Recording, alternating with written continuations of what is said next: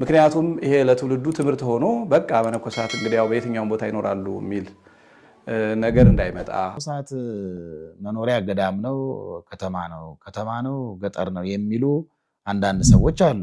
መነኩሴ ምንኩስና ሲጀመር ጀምሮ ኑሮ የት እንደሆነ ስርዓቱ ምን እንደሆነ የታወቀ ነገር ነው። ይሄው ምንድነው መነኮሳት ከተማ ውስጥ ምን ይሰራሉ? መነኩሴ ከሆንክ ወደ ገዳም ሂድ አለው መልአኩ መጥቶ። አንዳንድ ሰዎች ከጫካው ይመስላቸው ወይ ደግሞ ከታራው ከሸንተረሩ አይደለም። ቤተክርስቲያንስ እዛ ጫካ ውጡ፣ ጫካ ምን ታደርጋላችሁ ግቡ አትላቸውም ነበር? መነኩሴ ገዳም የሚወጣው ሰባኪ ጠፍቶ ነው ወይስ ቅጥር ለማግኘት ነው? ትልቅ ጥያቄ። ገዳማት እስከ መቼ ተስተካክለው አይተን የመነኮሳት ከተሞቻቸው ገዳማት ሆነው ተወስነው መነኮሳት በገዳም ተወስነው በሌሎቹ ዓለማት እንዳየናቸው ገዳማት ጸንተው እስከ መቼ እያልን በምንመኝበት ተስፋ አድርገን በምንንቀሳቀስበት ሰዓት አረ የለም መነኩሴ በከተማ መኖር ምንም ችግር የለውም ሲሉ ማን ነው የመነኮስከው እኮ ጎሬዛ ለመጠበቅ አይደለም፣ ወንጌል ለማስተማር ነው። ውጣና አስተምሮ ወንጌል ለተልኮ አይደለም። አሁን መነኮሳት ከገዳም የወጡት ለተልኮ አይደለም። በኢትዮጵያ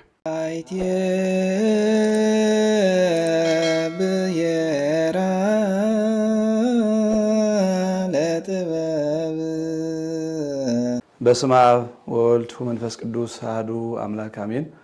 የተወደዳችሁ የልዑል ቤተሰቦች በልዑል ስም እንደምንሰነበታችሁ አሜን። በምሕረቱ ቸርነት የጠበቀን አምላካችን ስሙ የተመሰገነ ይሁን። ዛሬ እንግዲህ በመስታወት ሚዲያችን ስለ ምንኩስና መነኮሳት መኖሪያቸው ወዴት ነው በሚል በቋንቋ አይነሽ ሚዲያ ዲያቆን ኤፍሬም የኔሰው ጠይቋቸው መምህር አባ ጸጋ ዘአብ ያቀረቡት አንድ ሚዲያ ነበረ። እንግዲህ ወንድማችን ዲያቆን ኤፍሬም በጣም ጥሩ ሙያ ያለው ለኔም በግል ጥሩ ወዳጀ ነው። መምህር አባ ጸጋ ዘአብ ጋርም በአካል ባንገናኝም ያው ጥሩ መምህር እንደሆኑ በንግግራቸው ይታወቃል። ነገር ግን ያው ከምንኩስና አንፃር ከመነኩሴ አኗኗር አንፃር የገለጹት ከቤተክርስቲያኑ አስተምሮ ጋር በጥቂቱ ስለተለያየብኝ ሁለቱን ወንድሜንና አባታችን በማክበር ነገር ግን ሐሳባቸውን ጥቂት ማስተካከያ መስጠት ስለሚገባ ምክንያቱም ይሄ ለትውልዱ ትምህርት ሆኖ በቃ መነኮሳት እንግዲህ ያው በየትኛውም ቦታ ይኖራሉ የሚል ነገር እንዳይመጣ አሁን ደግሞ እኛ ተበላሸብን የምንላቸው ሶስት ተቋማት ናቸው። አንደኛው የተዳሩና የተዳሩ ዓለም የትውልድ አስተዳደጉ ነው። ሁለተኛው ክህነቱና ክህነታዊ ጉዳዩ አብነት ትምህርት ቤቱ ነው። ሶስተኛው ምንኩስናና ገዳማዊ ሕይወት ነው። አሁን ደግሞ ይሄንን ጭራሽ መነኩሴ የትም ቦታ በከተማውም በምንም መኖር ይችላል የሚለውን ትምህርት አድርገን ከወሰድነው ጨርሶ ገዳማዊ ሕይወታችን ስለሚያጠፋው ዝም ብሎ ታግሶ ማለፍ ተገቢ ስላልሆነ ጥቂት ማብራሪያ ለመስጠት ከሐሳቡ ጋር ማብራሪያ ለመስጠት ነው። ስለዚህ በዚህ ጽንሰ ሐሳብ እንድትረዱት እየጠየቅኩ እንግዲህ ወደ እናባን እንስማና የሚስተካከሉ ማንኛው ነው የሚለውን እንቀጥላለን። ክህነትን ክህነት፣ መምህርነትን መምህርነት ያነሳዋል። ይሄ ደግሞ አገልግሎት አንዱ አካል ነው። አገልግሎትን ስናነሳ በምንኩስና የሚሰጥ አገልግሎት ይጠቀሳል። የመነኮሳት በዓት፣ የመነኮሳት መኖሪያ፣ የመነኮሳት መካን አብሮ ይወሳል። መነኮሳት በገዳም አሉ፣ በከተማ አሉ፣ በገጠር አሉ። ከዚህ አንጻር መምህራንም የኔ ቢጤ ምዕመናንም አንዳንድ ጥያቄ ያነሳሉ። ይሄው ምንድነው መነኮሳት ከተማ ውስጥ ምን ይሰራሉ ወይም መነኩሴ ከተማ ውስጥ ምን ይሰራል የሚል ከዚሁ ጋር አያይዘው እንዲመልሱልኝ ፈልገው አጋጣሚ ሆኖ ለዚህ ጥያቄ ተገቢ ሲሆኑት የጉባኤ መምህርም ስለሆኑ መነኩሴም ስለሆኑ ይህን ጥያቄ ለእርሶ መጠየቅ አለብኝ ብዬ አስቤ ነው። ለመሆኑ የመነኮሳት መኖሪያ ቦታ የት ነው?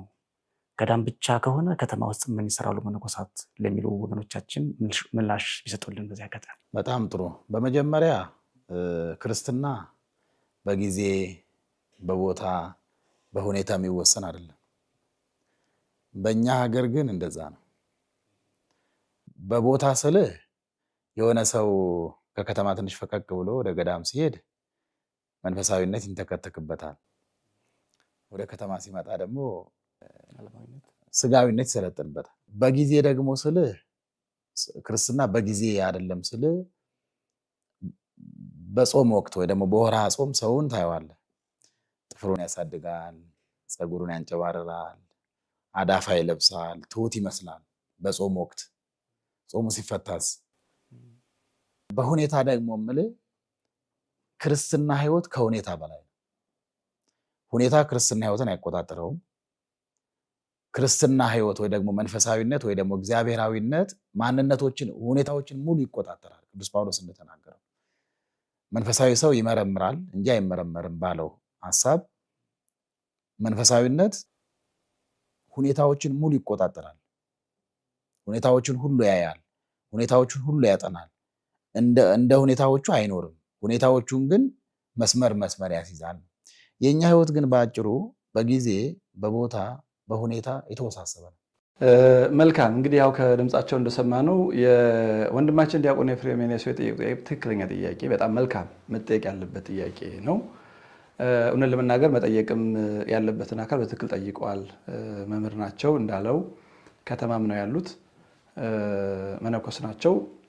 ጥሩ ነው። በዚህ በኩል ግን ጥቂት ያልተስማማሁት እኔ ቤተክርስቲያን የኔ የግል አለመስማማት አይደለም፣ ከቤተክርስቲያን አስተምሮ ጋር ያልተስማማልኝ አባታችን የሰጡት መልስ ነው።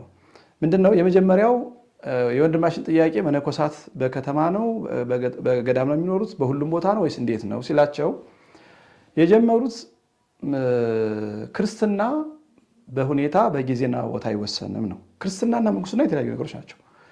ክርስትና ጠቅላይ ጉዳይ ነው። ከክርስትና ውስጥ ደግሞ ምዕመን ህዝባዊ ሆኖ የሚኖራል፣ ካህን ሆኖ የሚኖራል፣ መነኮስ ሆኖ የሚኖራል፣ ሌላም አለ እና ጥያቄው ክርስቲያኖች ቤት ይኖራሉ ቢሆን ኖሮ እንደዛ ይባል ነበረ። ምንኩስና ከክርስትና ተለይቶ ልዩ ህይወት ነው። ስለዚህ አሁን የምንኩስናን አኗኗርና ሁኔታ በክርስትና በጀነራሉ ጠቅለን ልንመልሰው አንችልም። እንደውም ጀነራል ክርስትና ጠቅሉ ነው፣ ሰይጣኑ ያለው ከዝርዝሩ ነው እንደሚባለው። ወደ ዝርዝር ሲገባ ግን የዲያቆን ህይወት ሌላ ነው፣ የቄስ ህይወት ሌላ ነው፣ የኤጲስቆጶስ ህይወት የጳጳሱ ህይወት ሌላ ነው፣ የመነኮሳት ህይወት ሌላ ነው፣ የምዕመናን ህይወት ሌላ ነው። ያንን ማለት ነው እንጂ ወንድማችን የጠየቀው ጥያቄ ያንን ነው፣ መነኮሳትን ነው።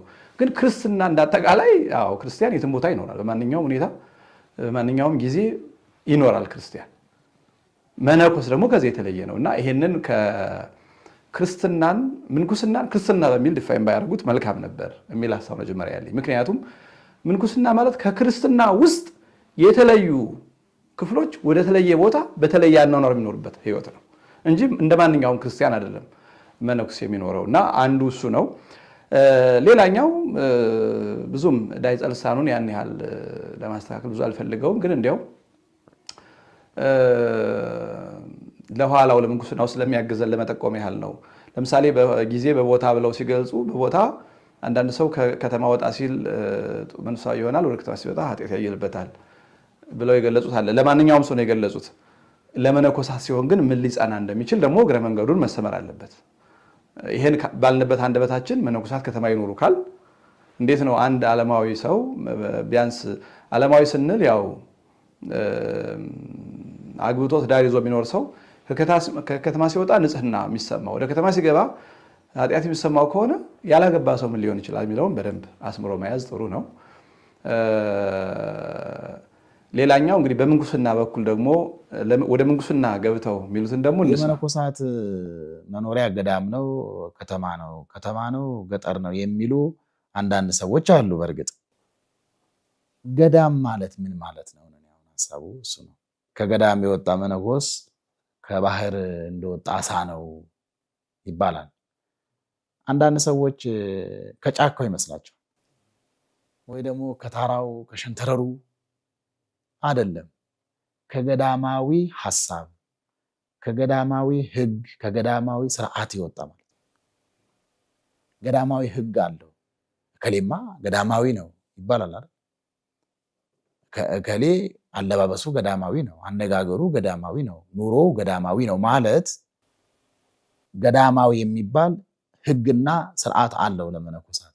ከገዳማዊ ሕግ ከገዳማዊ ሕይወት ያፈነገጡ እውነት ነው ከአሳ እንደወጣ ከባህር እንደወጣ አሳ ይሆናሉ ማለት ነው። ሁለት አይነት ሐሳቦች ይኖራሉ። ከገዳማዊ ሕግ ከገዳማዊ ስርዓት ከገዳማዊ ሕይወት ከምንለውና እንዲሁ ደግሞ በቦታ ከመወሰን አንጻር ከቦታ ከመወሰን አንጻር መጀመሪያ ከገዳማዊ ሕይወት ከገዳማዊ ስርዓት መውጣት አያስፈልግም። እንግዲህ ስለ ምንኩስና ሲጀምሩ እንደሰማናቸው ከመነኮሳት አንጻር መነኮሴ በከተማ ይኖራል፣ በገዳም ይኖራል፣ በገጠር አይኖርም የሚሉ ሰዎች አሉ ብለው ነው የጀመሩት። እኔም ያልተስማማሁበት ይሄን ነው።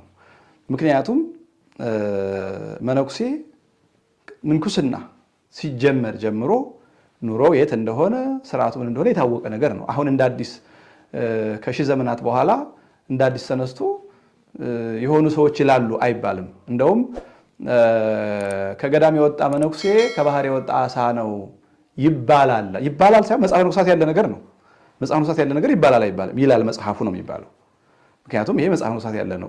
ከገዳም የወጣ መነኮስ ከባህር የወጣ አሳ ነው ይላል መጽሐፈ ንጉሳት። ስለዚህ ከዛ በኋላ አዲስ ትርጉም ሰጥተውታል። ገዳም ማለት ጫካውን አይደለም፣ ጋራውን አይደለም፣ ሸንተረሩን አይደለም ብለዋል። ገዳም ማለት ግን ዱር ማለት ነው። ገዳም ማለት ጫካ ማለት ነው። ይሄ ገዳማዊ ሕግ የሚለው የወጣው ከዛ በኋላ በዚያ ከሰው ተለይተው በበዓት ተከተው በገዳም ከሚኖሩት አበው የወጣው ሕግ ስሙ የወጣው ራሱ ከቦታው ነው መጀመሪያ እንጂ ቦታው ሳይኖር ጫካው፣ ገደሉ፣ ሸንተረሩ ከሌለ ገዳም ማለት ዱር ማለት ስለሆነ በከተማ ለሚኖር ሰው የዱር ሕግ ተብሎ ሊወጣለት አይችልም። በዱር ነዋሪዎች አበው እነ እንጦንስ እነ መቃርስ እነ ጳኩሚስ በዱር ኑረው በዱር እንዴት ይኖር ለሚለው ሕግ ሰሩ። በገዳም እንዴት ይኖር ለሚለው ሕግ ሰሩ። ያን ጊዜ ሕጋቸው ገዳማዊ ሕግ ተባለ። የዱሮች በዱር በጫካ የሚኖሩ አበው ሕግ ማለት ነው። እሳቸው ግን ገዳም የሚለው ጋራ፣ ሸንተረር፣ ጫካ አይደለም ወይም የተወሰነ ቦታ አይደለም የሚለው ከሕጉ ጋር የተጣረሰ ነው። በሌላ መንገድ ታዲያ ለምንድን ነው ዛሬ ገዳም ያለን? እነ ማኅበረ ሥላሴ፣ እነ ዋልድባ፣ ደብረ ሊባኖስ፣ ዝቋላ ሞኞች ስለሆኑ ነው? ይህን ትምህርት ስለማያውቁት ነው? ቤተክርስቲያንስ እዛ ጫካ ውጡ፣ ጫካ ምን ታደርጋላችሁ ግቡ አትላቸውም ነበር? ምን ሆና ነው ሰዎች እዛ ሲቀመጡ ዝም የምትለው? ሰዎች እየተራቡ እየተጠሙ መኮሬታ በልተው ዳቤ በልተው በቀን አንዴ በልተው የሚኖሩት ይህንን ትምህርት ሳያውቁት ቀርተው ነው ብለን ልናስብ ነው? እንዴት ነው? ስለዚህ የገዳም የመጀመሪያው ጉዳይ ምናኔ ነው። ምንኩስና በነገራችን ላይ ከምናኔ ቀጥሎ የሚመጣ ነገር ነው። የመጀመሪያው ጉዳይ ምናኔ ነው። የምናኔ ቁጥር አንድ ጉዳዩ ከዓለም መለየት ነው። ከዓለም መለየት ሀሳብ አይደለም፣ ቦታ ነው። ከዘመድ ከእናት ከአባት ከርስት ከጉልት ከሹመት ከሀብት ከስልጣን እና ከተወለዱበት አካባቢ ርቆ ከዓለምና ከዓለማዊ ግብር ርቆ መነኮሳት በጸሎትና በጾም ተወስነው በሚኖሩበት ቦታ መኖር የምናኔ አባቱ ምንኩስና ነው ብለናል። የምንኩስና አባቱ ምናኔ ነው። ለምናኔ ደግሞ መሰረቱ ከሀገር መውጣት የመጀመሪያው ጉዳይ ይሄ ነው። ከሀብት ንብረት መራቅ፣ ፈቅዶ ድሃ መሆን፣ የግል ምንም ሀብት አለመኖር፣ ዘመድ ገሌ ባይድ ሳይሉ ከሁሉም ከሚያውቁት ሁሉ ተለይቶ በረሃ መኖር፣ ከአበው መነኮሳት በሕገ ገዳም ከሚኖር ምናኔ የመጀመሪያው ይሄ ነው። ከዛ በኋላ በዚያ በምናኔው ሲኖር ነው እየረዳ ወደ ምንኩስና ያድጋል። ስለዚህ አንድ መነኩሴ ምንኩስና የሚሰጠው ሲመንን ነው። አሁን ካለው ከኢትዮጵያ ተጨባጭ ሁኔታ ተነስተን ምንኩስናን መበየን ዲፋይን ማድረግ አይቻልም። ምክንያቱም ተምታቷል ጠቅላላ። ምናልባት ሁለት ነገሮች አምታተውብናል። አንደኛው በዓለም ኑረው አግብተው ብዙ ልጅ ወልደው ከኖሩ በኋላ አረጋውያት እናቶችና አባቶች በቃ የአባ እንጦንስን በመቃርስን በረከት ያገኙ ይባልና መንኩሰው በዓለም መኖር ይጀምራሉ። በየትም ቦታ በየትኛውም ዓለም የለም እንዲህ ያለ፣ በኢትዮጵያ ብቻ ነው። ምንኩስና በተጀመረበት በግብፅ ይሄ ነገር የለም። አሁንም ሂዶ ማየት የሚቻል ነገር ስለሆነ ሌላኛው ካህኑ የሆነ ችግር ገጥሞት ባለቤቱ ስታርፍበት ክህነቱን ለማስቀጠል ወይ ያግባ ወይ መንኩስ ይባላል። ክህነቱን ለማስቀጠል ከዛ በኋላ የሚያገባው ያገባል፣ ክህነቱ ይቀራል። አይ ክህነቴን እፈልጋለሁ ያለው መንኩሱ አሁንም በዓለም ይኖራል። እነዚህ ነገሮች ናቸው በኢትዮጵያ መነኮሳት በከተማ ቢኖሩ በገጠር ቢኖሩ በሕዝብ ቢኖሩ ምንም ችግር የለውም ወደሚል ያመጣ። ሁለቱም እሰት ናቸው።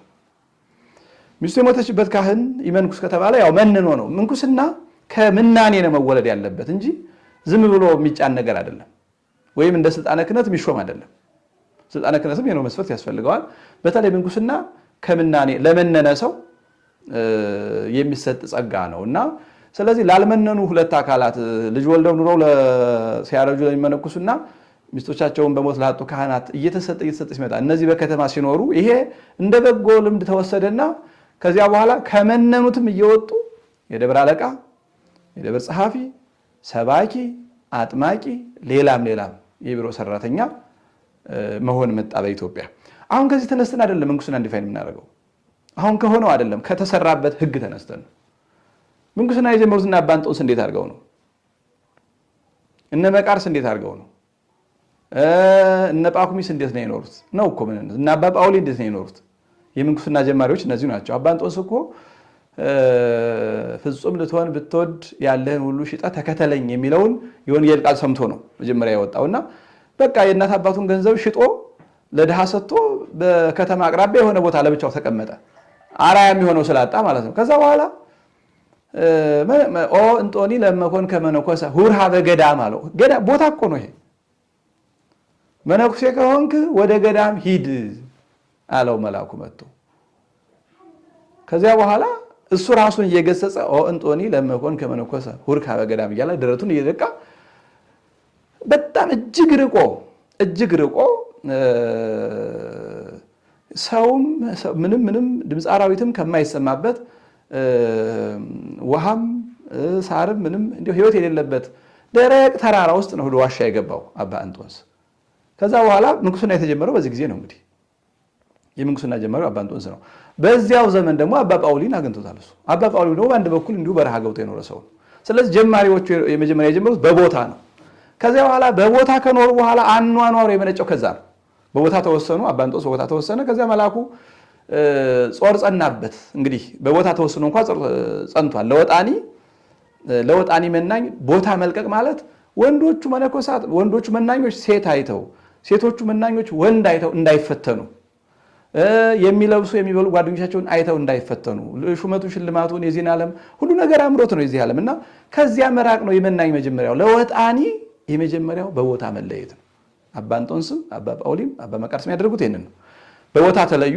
በቦታ ከተለይተው እንኳን ይፈተናቸዋል ሰይጣን። አሁን በቦታ የተለዩትን ሰይጣን እየፈተናቸው በከተማ ሆኖ ሰው አይፈተንም ብሎ ማሰብ ይኖራሉ። ፐርሰናሊ ወደ ግል ከገባን አሁን ህግ ነው የምናወራው፣ ግለሰብ አናወራም እንጂ ወደ ግለሰብ ካወራን ንጽህናቸውን ጠብቀው የሚኖሩ ደጋጎች ትልልቅ አባቶች አሉ በከተማ።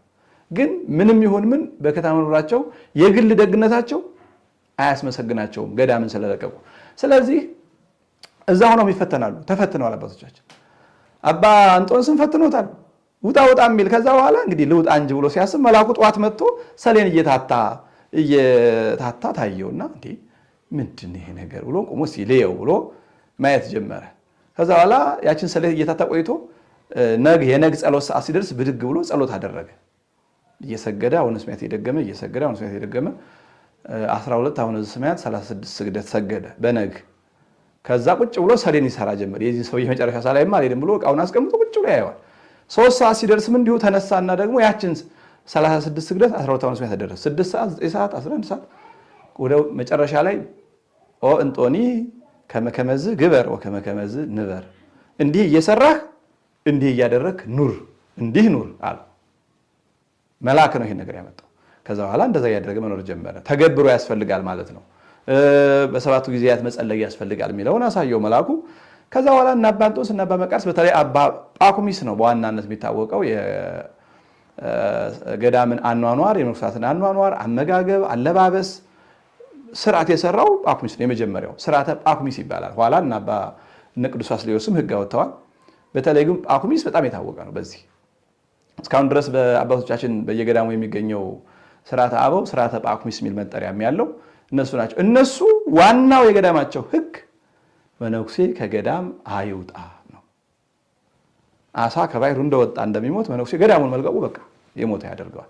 እንደውም ፍትሐ ነገሥቱ የሚለው ፍትሐ ነገሥት አንቀጽ 10 ሙሉን ስለ መነኮሳት ነው። ምንድነው የሚለው? አንድ ምውት ከሕያዋን ዘመዶቹ እንደሚለይ የመነኮሰ ሰውም ከዘመዶቹ ከወገኑ ከመኖሪያው ይለይ ነው የሚለው።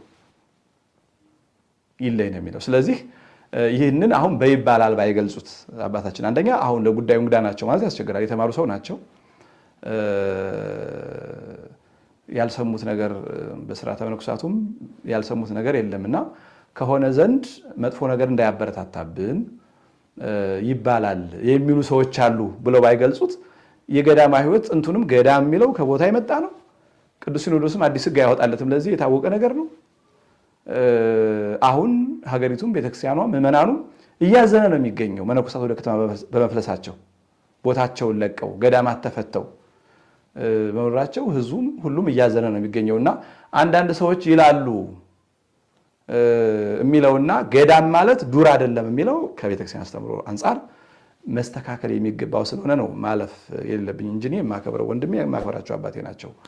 ፐርሰናልም የተለየ ጉዳይ መካከላችን የለም። ግን ደግሞ እንዲህ ያለው በተለይ አሁን ገዳማት እስከ መቼ ተስተካክለው አይተን የመነኮሳት ከተሞቻቸው ገዳማት ሆነው ተወስነው መነኮሳት በገዳም ተወስነው በሌሎቹ ዓለማት እንዳየናቸው ገዳማት ጸንተው እስከ መቼ እያልን በምንመኝበት ተስፋ አድርገን በምንንቀሳቀስበት ሰዓት አረ የለም መነኩሴ በከተማ መኖር ምንም ችግር የለውም ሲሉ የያዝነውንም የምንኖርለትን ዓላማ ስለሚያበላሽብን ከዛ አንጻር ነውና ይሄ የመጽሐፍ ሕግ የቤተክርስቲያን ቋሚ ሕግ የተመሰረተበት የእነ አባ እንጦንስ የእነ አባ መቃርስ የእነ ጳኩሚስ ሕግ እንጂ አንዳንድ ሰዎች ወይም ዛሬ የተነሱ ሰዎች የሚሉት እንዳልሆነ ሁላችንም እንድንረዳው ነው። አንድ መነኮስ የትም ሀገር ሊሄድ ይችላል፣ የትም ሊኖር ይችላል። ግን ከገዳማዊ ሕግ፣ ከገዳማዊ ስርዓት፣ ከገዳማዊ ባህል፣ ከገዳማዊ ትውፊት፣ ከገዳማዊ ቀኖና፣ ከገዳማዊ ሕይወት መውጣት ግን አይፈቀድለትም። አንደኛው ግን ከቦታ አንጻር እንደ ጥንቱ ሳይሆን እንዳሁኑ እናውራ።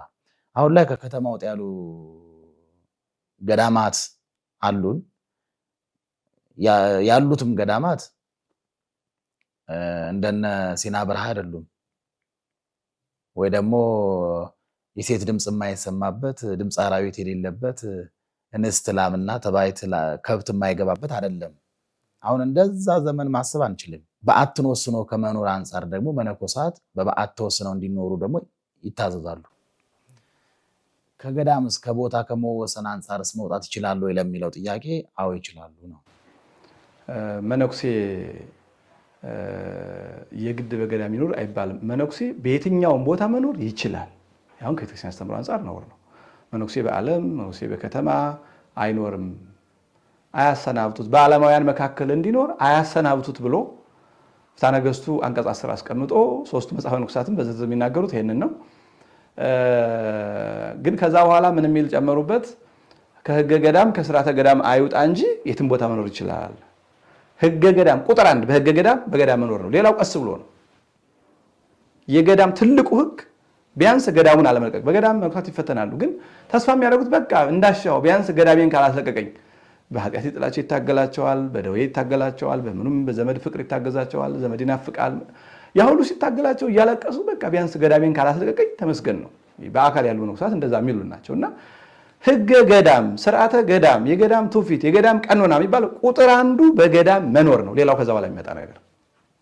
መጀመሪያ ሰው በገዳም ሳይኖር አዲስ አበባ ተቀምጦ ሰው የገዳም ሕግ እንዴት ይሰራለታል?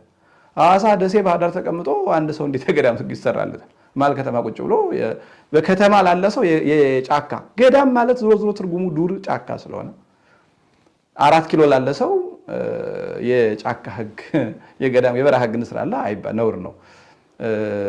ድሮ ጊዜ አንድ የቅድስት ሥላሴ በስተጀርባ ያለው በዓለ ወልድ ጥንታዊ ቤተክርስቲያን አለቃ የነበሩ እዛ ገዳም ልናደርገው ነው ተብለው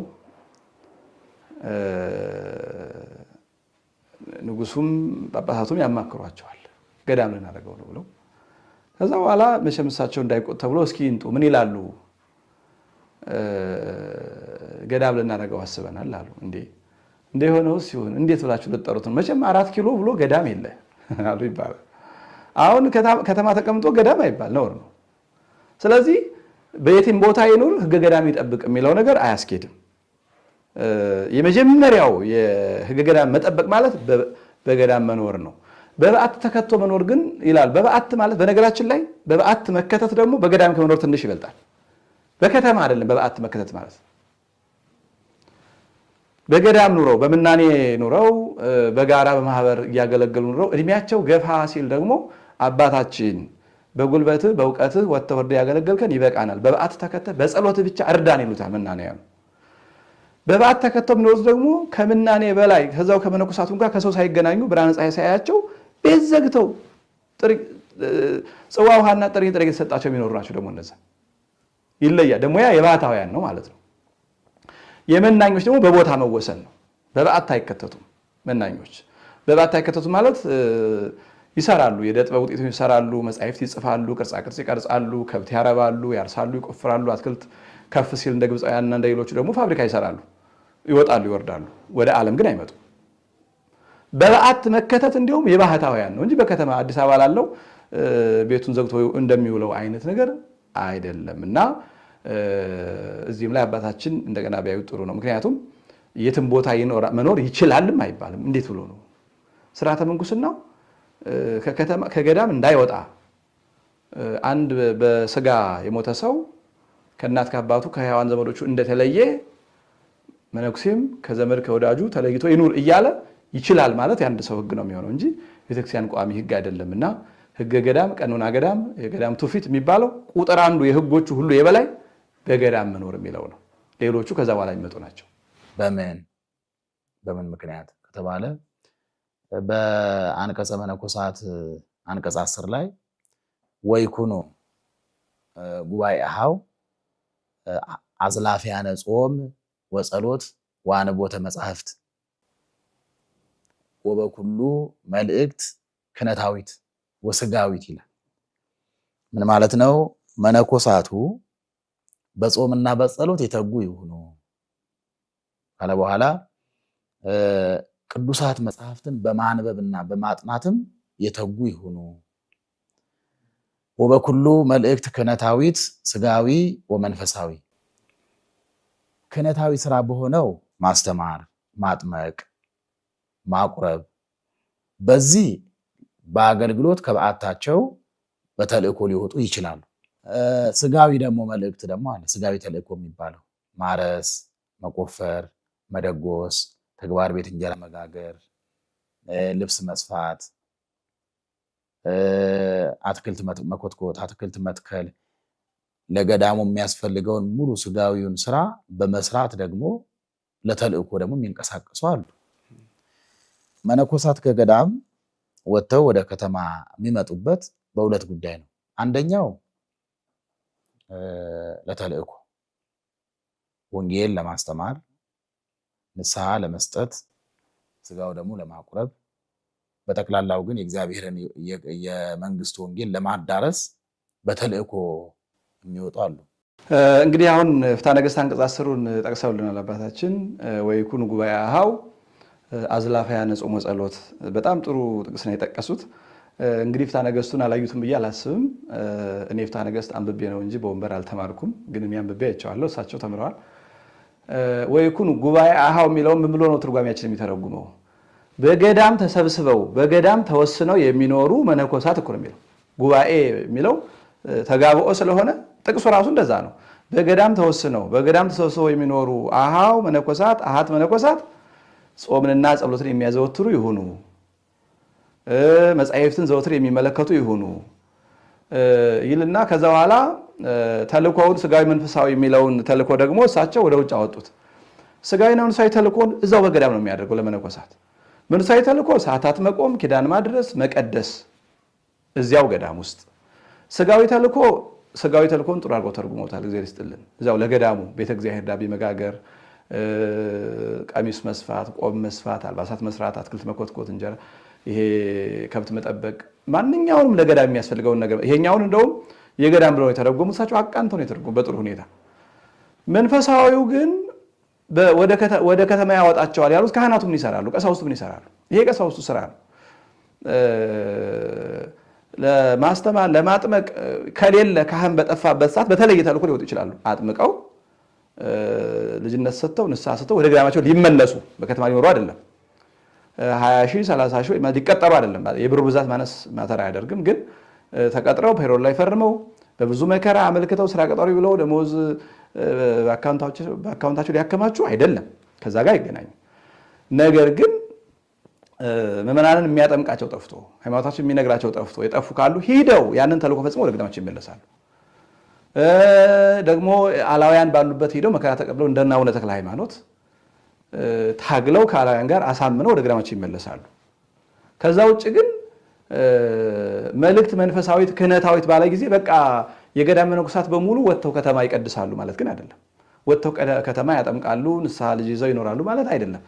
መልእክት ክህነታዊት የምትባለው እዚያው ገዳም ውስጥ ምዕመናን ይመንናሉ፣ ካህናት ይመንናሉ። ካህናቱ ሌሊት ሰዓታት ቁመው ስብሐተ ፍቁር አድርሰው ኪዳን አድርሰው ታምረ ማርያም አሰምተው ሲኖር ቅዳሴ ቀድሰው ያገለግላሉ፣ ምዕመናኑ ደግሞ በጉልበታቸው ያገለግላሉ። ስለዚህ ስጋዊ መንፈሳዊ ያለው እዚያው ገዳም ውስጥ የሚደረግ ነው እንጂ ከገዳም ወጥተው የሚያደርጉት ነገር አይደለም። ለተለየ ተልእኮ መነኮሳት ይወጡ ይችላሉ። አሁን እሳቸው አባ ጳላንን ጠቅሰዋል። እስኪ እንስማና እንደነ አባ ጳላን ማለት ነው በገዳም ይኖራል እና ጌታ በራእይ ተገልጾ ልናስተምር አለ። ገዳም ነዋሪ ነው።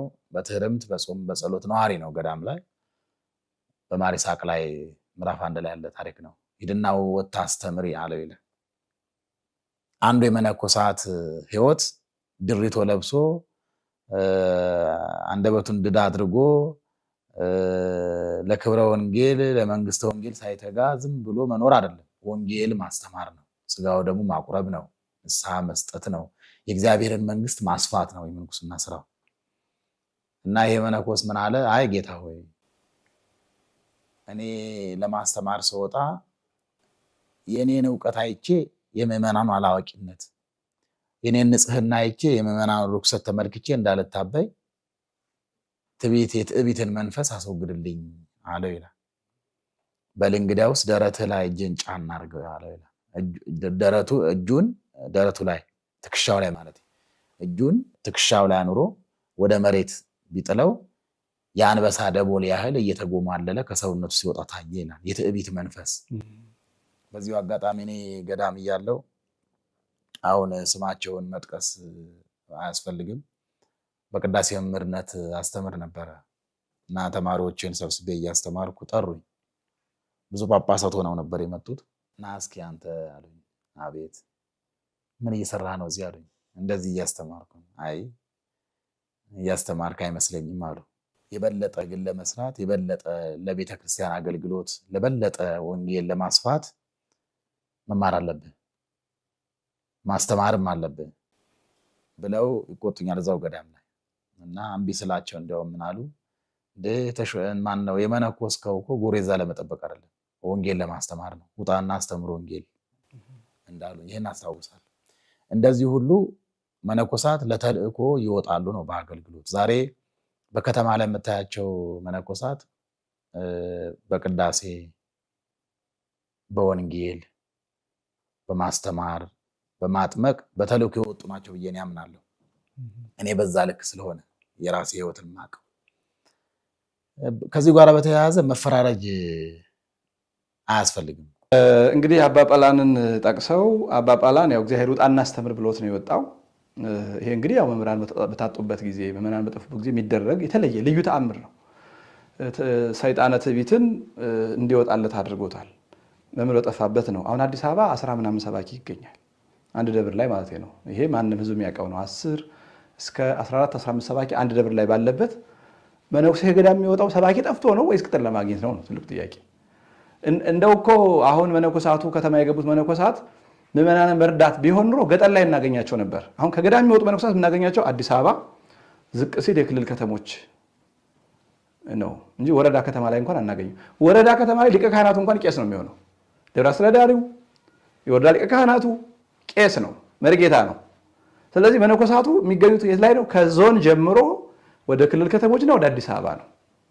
እነዚህ ደግሞ ኤክሰስ የሆነ የሰው በጣም ትርፍ የሰው ኃይል ያለባቸው ብዙ ደይፀኝ እኔ ሳልቀጣራ መነኩሴው ይቅደሙ እየተባሉ ነው የሚቀጠሩት። ከዚህ አንጻር ካየነው አወጣጡ ስህተት ነው። የእነ አባ ጳላን የተጠቀሰው ትክክል ነው። አባ ጳላን ወጥቷል፣ ግን ጠፍተው ነው መምህር አጥተው ትምህርት የሚነግራቸው አጥተው እንዳይጠፉ ተብሎ የተደረገ ነገር ነው እና ያ ነው። ሌላኛው ደግሞ የመነኩሴ ሕይወት ድሪቶ መልበስ ተርታ ነገር መልበስ ምናምን አይደለም ያሉት ነው እንጂ እንዴት አይደለም እንዴ? አባ እንጦንስ ምን ለብሶ ኖረ? አባ ጳውሊ ምን ለብሶ ኖረ?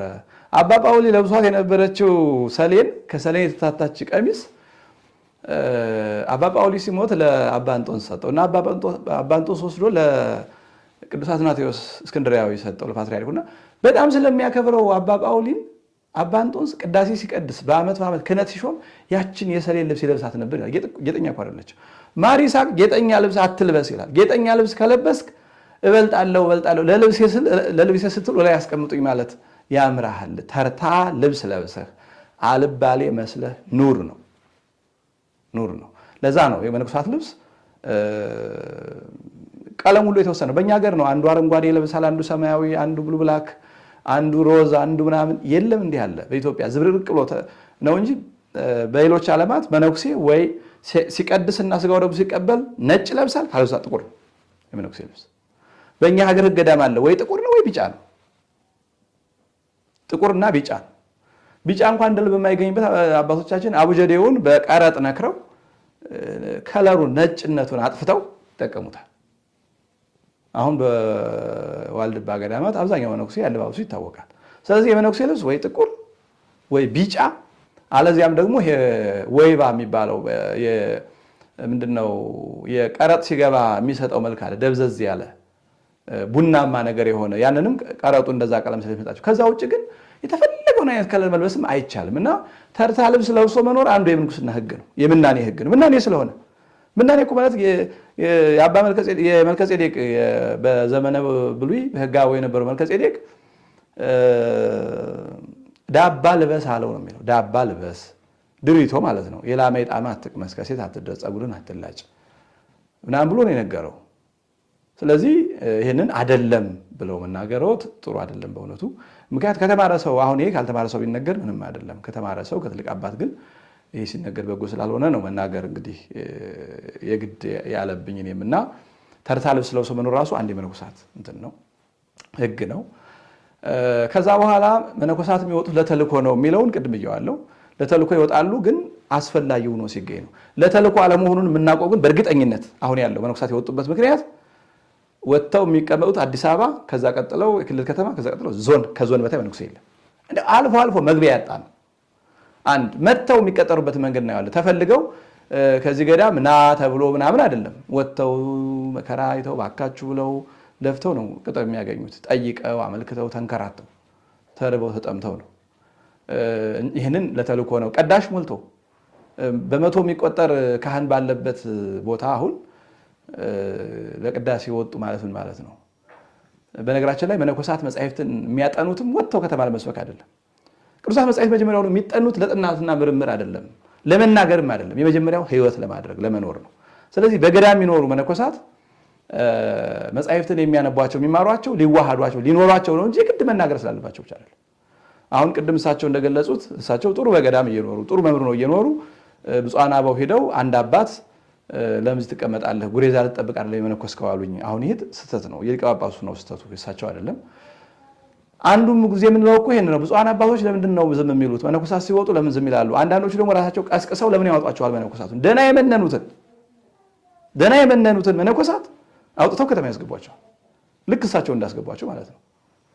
ይሄ ማለት እኮ በቃ በገዳም መኖር ከንቱ አውሬ መጠበቅ፣ ዝጎራ ጉሬዛ መጠበቅ ነው። ይሄ የምንኩስናን ዓላማ እና ግብ ካለመረዳት የሚነገር ተገቢ ያልሆነ ቃል ነው እና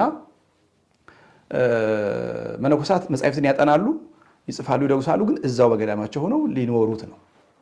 በቃላቸው ሁሉ ያጠናሉ። ብዙ መነኮሳት ሌሊቱን ሁሉ መዝሙረ ዳዊትን በቃላቸው ወንጌሉን ምኑን በቃላቸው ይሉታል፣ ይጸልዩታል። አምላካቸው ጋር ሊገናኙበት ነው እንጂ የግድ የተማረ ሁሉ ወጥቶ ሊሰብክ አይደለም እና ይህንን እንደ ተልኮ አድርጎ መውሰድ ተገቢ ለተልኮ አይደለም። አሁን መነኮሳት ከገዳም የወጡት ለተልኮ አይደለም በኢትዮጵያ። ይሄ እርግጠኛ ሆኜ ነው የምናገረው። ምክንያቱም ቅድም ብየዋለሁ። ምን ቸግሮ ካህን ጠፍቶ ነው ወይ? መርጌታ ጠፍቶ ነው ወይ? ሰባኪ ጠፍቶ ነው ወይ? ዲያቆን ቄስ ጠፍቶ ነው ወይ? ይሄ ጠፍቶ ከሆነ ትክክል ነው፣ ተልኮ ይሆናል። በሆነ ጊዜ በቃ ለሆነ ተርም ደርሰውም ያንን አስተካክሎ ይመለሳሉ። ግን ሞልቶ ደይፀኝ ራሱ በእያንዳንዱ ደብር አሁን መነኩሴ ደብር አለቃ፣ መነኩሴ ሰባኪ፣ 4-5 መነኩሴ ቀዳሽና አጥማቂ ባለበት ብንሄድ እስከ 7-8 ደይፀኝ እናገኛለን። ትዳር ሊይዝ የተዘጋጀ ዲያቆን፣ ትዳር ያለው ቄስ፣ ምንም ነገር ይበላ የለውም። መነኩሴው ተቀጥሮ ይኖራል። መነኩሳት ሲጀመር ግብፃውያን ይህን አረመውታል። መነኩሴ በፔሮል ላይ አይፈርምም፣ አይቀጠርም። ከጳጳስ ጀምሮ አይቀጠርም። በእነሱ የሚያስፈልገው ነገር ይሰጠዋል፣ ገዳሙ ይመገባል እንጂ እና ለተልኮ የሚለው ነገር ተስተካከላለን። በእኛ ሀገር ተጨባጭውንም ስናየው እንደሱ አይደለም። ከሆነውም ስናየው ከጥንታዊ ሕጉም ስናይ መነኮሳት በቃ በምናኔ ተወስኖ ለመኖር የወሰኑ ጥቂት ሰዎች የሚኖሩት ነው። የሁሉ አይደለም። ጌታችን እኮ ተናግሯል። እንዲህ ከሆነስ መጋባት መልካም አይደለም፣ ሁሉም ሰው ሳያገባ ይኖር ብለው ሐዋርያት ጥያቄ ሲያነሱ አይ ይሄ ለሁሉ የተሰጠ አይደለም፣ ራሳቸውን ጃንደረባ ያደረጉ ወይም ሰዎች ጃንደረባ ያደረጓቸው ጥቂቶች ናቸው ብሏልና የጥቂት ሰዎች ህይወት ነው። እነዚህ ደግሞ በከተማ አይደለም የሚኖሩት፣ በዛው በገዳም ተወስነው የሚኖሩ ሰዎች ናቸውና ከተልእኮ ጋር ባናገናኘው መልካም ነው። ካህናት ብቻ ይሁኑ፣ መነኮሳቱ ወደ ገዳም ይመለሱ፣ መነኮሳቱ ገዳም ላይ ብቻ ይወሰኑ፣ ካህናቱ ከተማ ላይ ብቻ ይኖሩ የሚል እንደዚህ አይነት ህግ ለማውጣት ለመናገርም ሉዓላዊት ቤተክርስቲያን እንደመሆኗ መጠን የቅዱስ ሲኖዶስ ፈቃድ የቅዱስ ሲኖዶስ ውይይት ያስፈልጋል። እንደራሴ ግን የክርስትና ህይወት ወይም የምንኩስና ህይወት በጊዜ በቦታና በሁኔታ የሚወሰን አይደለም። እንዲያውም ከተማ ላይ ኖረው እያዩ እየሰሙ እየተመለከቱ ያንን ሁሉ ፈተና ተሻግረው ማለፍ እንበለ ደም ሰማዕትነት ነው። ጾሩ ስለሚበዛ እንግዲህ እሳቸው እንደገለጹት በጣም ይገርማል። አዲስ አድርገው ነው እያወሩ ያሉት እሳቸው። አዲስ እንግዲህ እኒህን የተማሩ ሰው አሁን ስለ ምንኩስና አያውቁም ማለት ይከብደኛል፣ ወይ ደግሞ ለራሳቸውም አይደሉ ብዬ ደፍዬ ለመናገር አልችልም። እኔ እሳቸውን ህይወት በጥልቀት አላውቅምና ግን ቀሳውስት ብቻ በከተማ ይኖሩ፣ መነኮሳት ወደ ገዳም ይሄዱ ብሎ አዲስ ህግ ማውጣት እንዴቱ ነው ይላሉ። አዲስ ህግ እኮ አይደለም። ኦሬዲ አዲስ ህግ ማውጣት እኮ አያስፈልግም። መነኮሳት እኮ ከተማ የገቡ አሁን እኮ ትናንት ትንሽ ከአፄ ኃይለ ዘመን በኋላ ነው፣ በተለይ በቅርቡ ነው ከተሞች የተጠለቁት እንጂ ለሺህ ዘመናት የኖረ ነገር እኮ ነው። አዲስ ህግ እኮ አያስፈልግም። አሁን ቅዱስ ሲኖዶስ አዲስ ህግ አያወጣም፣ የወጣ ህግ ነው። ህጉን እኮ ቅዱስ ሲኖዶስ አያወጣውም። ራሱ ምንኩስና ጥንቱን ህግ ነው። በጀማሪዎቹ በእነ አባ እንጦንስ፣ በእነ አባ መቃርስ፣ በእነ አባ ጳኩሚስ፣ በእነ ቅዱስ ባስልዮስ ወጥቷል ህጉ።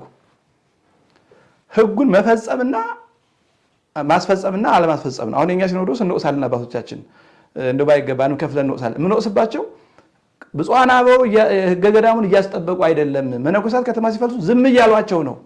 እንዲህ የምንለው እኮ ህግ ስለሌለ አዲስ ህግ እንዲሰሩ አይደለም፣ ጥንቱን የመነኮሳት ህግ በገዳም ስለሆነ እንጂ እንደሌለ አድርጎ እንዲህ የሚሉ ሰዎች ትክክል አይደለም። እንደዛ ነው። እኔ ራሱ ከሚሉት ወገን ነኝ።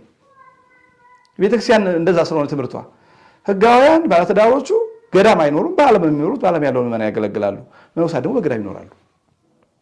ምክንያቱም ምንኩስና ክህነትና ምንኩስናንም ለይተን ማየት መቻል ያለብን። ምንኩስና ማለት ክህነት ማለት አይደለም። ምንኩስና ክህነት አይደለም። ምንኩስና የምናኔ ውጤት ነው። ክህነት ደግሞ ማገልገያው ነው። ስለዚህ የግድ በከተማ ለማገልገል መመንኮስ ግዴታ አይደለም። በቃ ቄስ ዲያቆን ከሆነ በቂ ነው፣ አለቀ። ቅዱሳን መጻሕፍትን መማር ማወቅ አለቀ እንጂ መመንኮስ ግዴታ አይደለም ለማገልገል ለተልእኮ። ስለዚህ ተልእኮውን የሚፈጽሙ የቤተክርስቲያን ሙያ የተማሩ ብዙ ቀሳውስት፣ ዲያቆናት፣ ሰባካያን፣ መምህራን አሉ በከተማ በገጠርም በከተማ እነሱ ያገለግላሉ። የመነኮሳቱ ገዳም ነው። አስፈጻሚ ጠፍቶ ነው እንጂ ህጉማ ይሄ ነው እኮ። አዲስም ህግ አይወጣም። ሲኖዶስ መወያየትም አይጠበቅበትም። ሲኖዶሱ ከተወያየ የሚወያየው ምን ብሎ ነው? ስርዓተ ገዳሙን ዝም ስንለው ተበላሽ። መነኮሳት ጠቅላላ ገዳሙን ለቀው ከተማ ገቡ። ከተማ ሲገቡ ገዳሙም ተፈታ፣ የመነኮሳቱም ህይወት ተጎዳ። ሰዎች ናቸው። የማይጎዱበት ምን ምክንያት የላቸውም። ስለዚህ የሁለታቸው ህይወት እንዳይበላሽ እንዴት አድርገን የፈለሱት መነኮሳት እንደገና ወደ ትክክለኛ ቦታቸው እንመልሳቸው ብሎ ነው ቅዱስ ሲኖዶስ ከተወያየ የሚወያየው እንጂ አዲስ ህግ ለማውጣት የሌለ ሆኖ አዲስ ህግ አያወጣም። እኔ ይህንን የማያውቅ ሰውም ማንኛውም ምን ያውቃል የመነኮሴ ቦታ የት እንደሆነና ይህንን እንደ አዲስ ህግ አድርገው ባይጠቅሱ በጣም መልካም ነው። ሌላኛው ደግሞ መነኮሴ በከተማ ሆኖ መታገሱ እንዲሁም ጥሩ ነገር ነው ብለው ያቀረቡት በእውነቱ ይህም ትክክል አይመስለኝም። ምክንያቱም በገዳም ያሉ አሁን ቀጥለው ይናገሩታል። በገዳሙ ያሉ አበው እኮ ተፈትነው ያውቃሉ። በዝሙት ጾር ወድቀው ያውቃሉ። በፍቅረ ንዋይ ወድቀው ያውቃሉ። በመብል መጠጥ ወድቀው ያውቃሉ። እንዴ ሰው በገዳም ሆኖ እንኳ እየተፈተነ በከተማ ያሉት ሰማዕታት ናቸው። ይሄ እኮ የፍጹማን ነው። በነገራችን ላይ የከተማ ምናኔ የፍጹማን ነው። የገዳም ምናኔ የወጣናያን ነው። በከተማ ኑሮ ያውቃሉ ፍጹማን። ግን 40 ዓመት 50 ዓመት በገዳም ተቀጥቅጠው ስጋቸውን አሸንፈው ሰይጣንን በዚያ በገዳም ድል ነስተው ከዚያ በኋላ ከተማ ገብተው እንደ እብድ ሆነው ይኖሩ አሉ። እንደ እብድ መስለው የሞተ ምናምን ትሆን እየጎተቱ ድርቶ ለብሰው ከኔብጤዎች ጋር እያደሩ የሚኖሩ አሉ። ይሄ ደግሞ ለሚቻል አይደለም። ለዛሬ እንደዛም አይደሉም አሁን ያሉት መነኮሳቶቻችን። ከኛ በተሻለ ኖር ነው የሚኖሩት። እሰየው ይኖራቸው፣ ምንም አይከፋኝም፣ ጥሩ አድርገው ይኖሩ። ግን የከተማ መነኩሴ እንደውም ሰማዕት ነው ማለት ምን ያህል እርግጠኞች ነን? አሁን አባ እርግጠኛ የሚሆኑት ስለራሳቸው ነው። ራሳቸው እርግጠኛ ይሆናሉ፣ ስለራሳቸው ንጽህና ያውቃሉ። ስለሌላው መስከር አይቻልም። እኔ ራሱ አሁን መስከር አልችልም። ምክንያቱም እንደውም እንዲሆኑ እንዲያሆኑ የሚናፈሱት ወሬዎች እኮ የግል የመነኮሳት ድክመት አይደል። እኔ አሁን መነኮሳት እንዲሆኑ በዚህ ታሙ፣ በገንዘብም በሌላም ከዚህም በከፋ ኃጢአት ታሙ ተብሎ ሲወራ እኔ በመነኮሳቱ ላይ ፈርጄ አላውቅም፣ አልፈርድም። ከተማ እንዲገቡ ማድረጋችን ነው እና ተቋማችን ነው። ቤተክርስቲያኗ አላት የገዳማት መምሪያ የሚባል በጠቅላይ ክህነት ደረጃ ጀምሮ ከመንበረ ፓትርያርክ ጀምሮ ያ መነኮሳት ከተማ እንዳይገቡ አድርጎ ቢሆን ኖሮ ይሄ ነገር ባልመጣ ነበር እንጂ ግለሰቦቹ እዚህ ከተማ ገብተው ገንዘብ ያዙ አልያዙ፣ ከበሩ አልከበሩ፣ ቤት ገዙ መኪና ገዙ እያሉ ማማት ተገቢ አይደለም። በዓለም ካሉማ ምን ያደርጋሉ?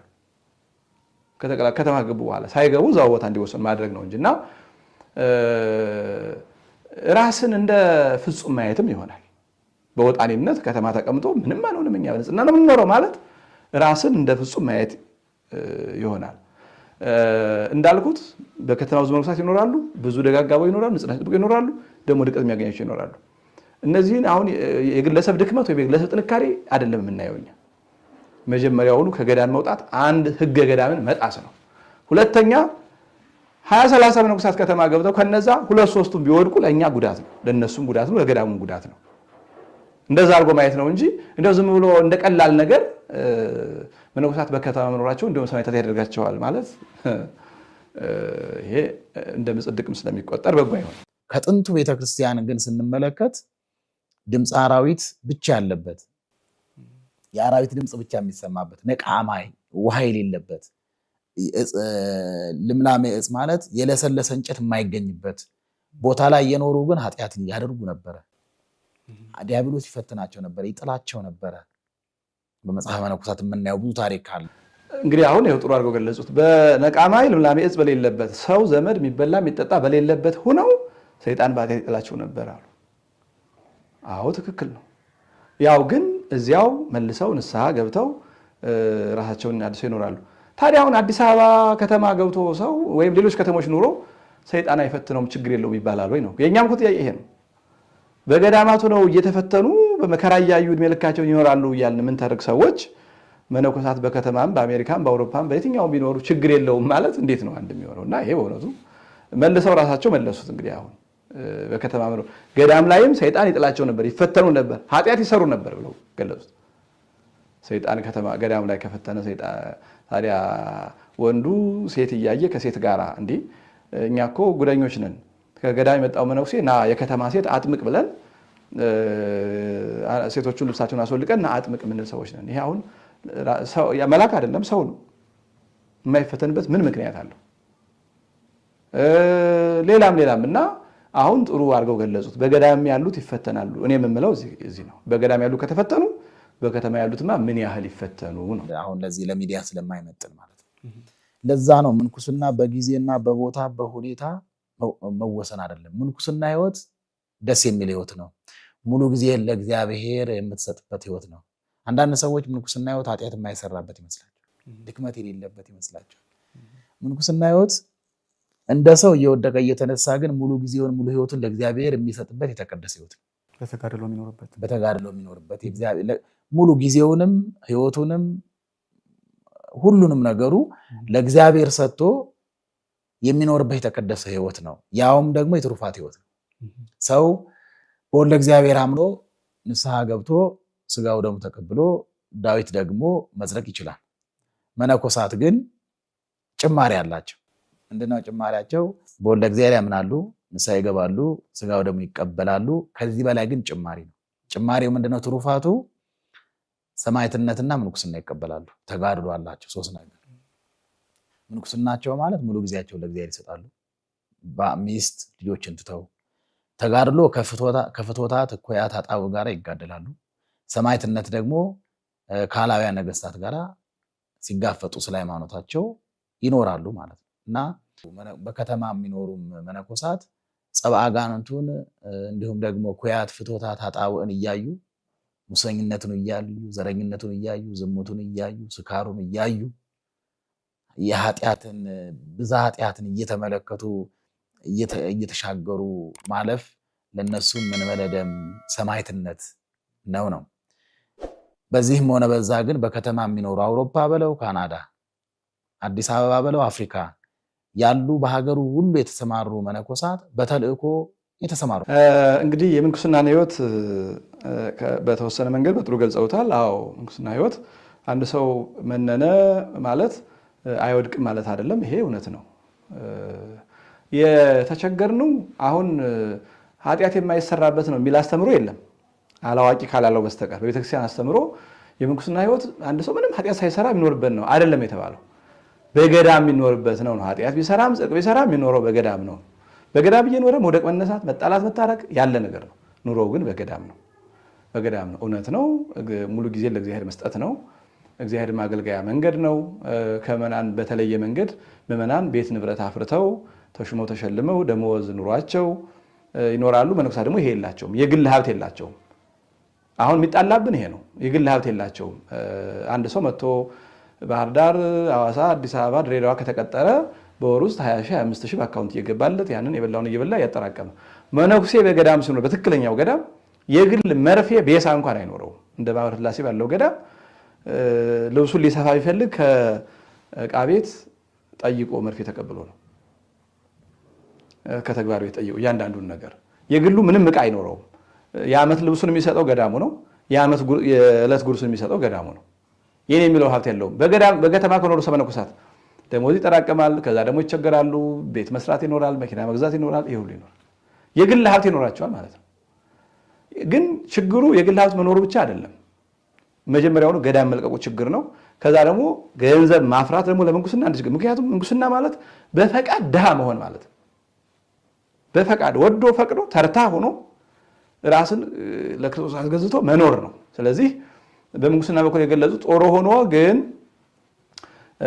እኛ ኃጢአት የማይሰራበት ህይወት ነው አንልም። ማንም ሰው አይልም። በከተማ የማይኖርበት ህይወት ነው የምንለው። ኃጢአት ስለሚሰራ ብቻ እኮ አይደለም። በከተማ መኖር ራሱ ችግር ስለሆነ ተገቢ ስላልሆነ መጀመሪያው ህጉ ስለሚፈርስ ነው። እና ከዛ በኋላ ምን አሉ?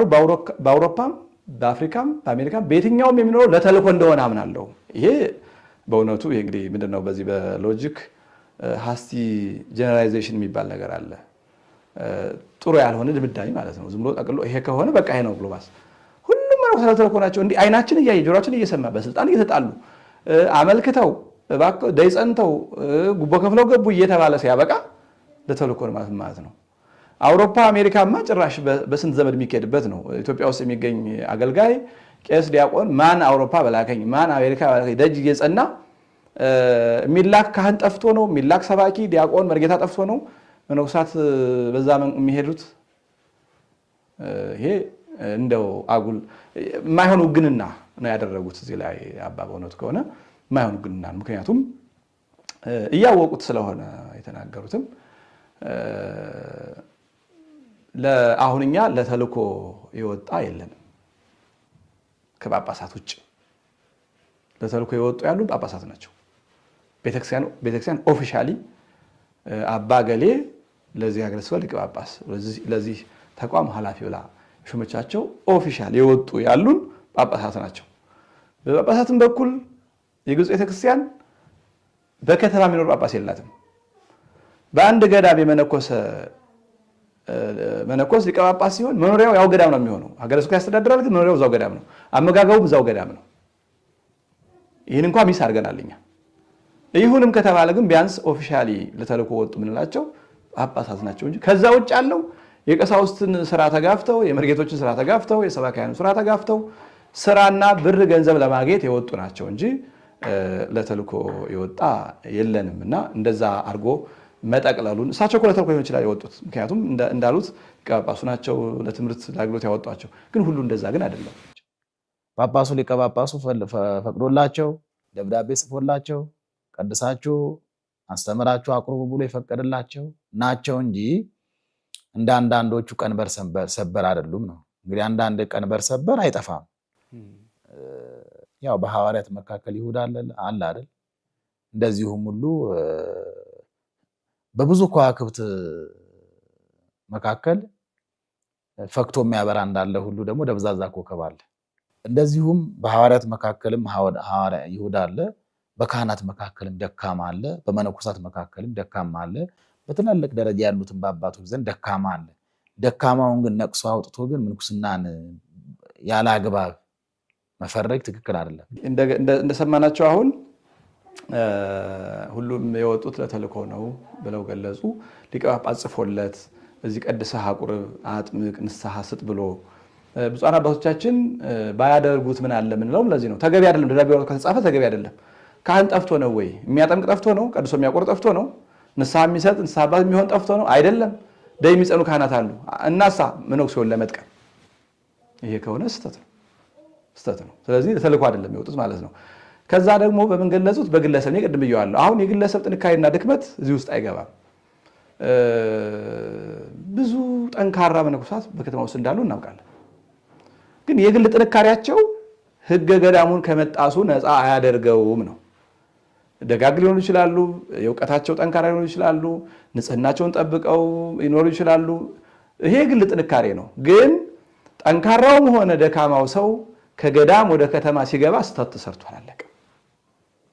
ስተቱ የሚጀምረው እዚህ ላይ ነው እንጂ የየግለሰቡን ድክመትና ጥንካሬ ዘርዝረን አናወጣም። አሁን እሳቸው ቅድም ያሉት ቀንበር ሰበር የሚባለውም በእውነቱ ቀንበር ሰበር ወይም ሞፈር ሰቀል የሚባለው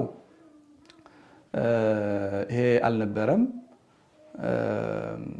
ወደ ገዳም ሲሄድም የመጣው ሁሉ አይቀበሉም ገዳማት። ለምሳሌ ሞፈር ሰቅሎ የሚመጣ የሚባል አለ። ዘጎዬ ማጸባ የሚባል አለ። ሞፈር ሰቀል ማለት ልጆቹን ሚስቱን ማስተዳደር ሲያቅተው ሞፈሩን ሰቅሎ ይሄድ፣ ይሄን አትቀበሉ ተብሎ በሕግ ደንብ ተሰርቷል። ሕግ ጥሶ እንደማለት ነው እንግዲህ እሳቸው እንዳሉት። እንደገና ደግሞ ዘጎዬ ማጸባ የሚባል አለ። ከችግር ሸሽቶ የሄደ ሰው በቃ ትምህርት ቢሞክር አልሳካለት፣ ስራ ቢሞክር አይሳካለት፣ ንግድ ቢል አይሳካለት፣ ዳርስ ቢል አልሳካለት ሲል ለምን ገዳም እጅ አልገላገል? ይሄን መቀበል አይገባም። ዓለምን ንቆ ሳይሆን ሸሽቶ ነው የሄደው። ከምቾት የሸሸ ሰው ነው ገዳም የሚኖረው እንጂ ከችግር የሸሸ ሰው ገዳም መቀበል ተገቢ አይደለም። ብዙ ቤተክርስቲያናት ይህንን ተግባራዊ ያደርጉታል እና በግብፅ የሚያየ ነው ይህንን ነው።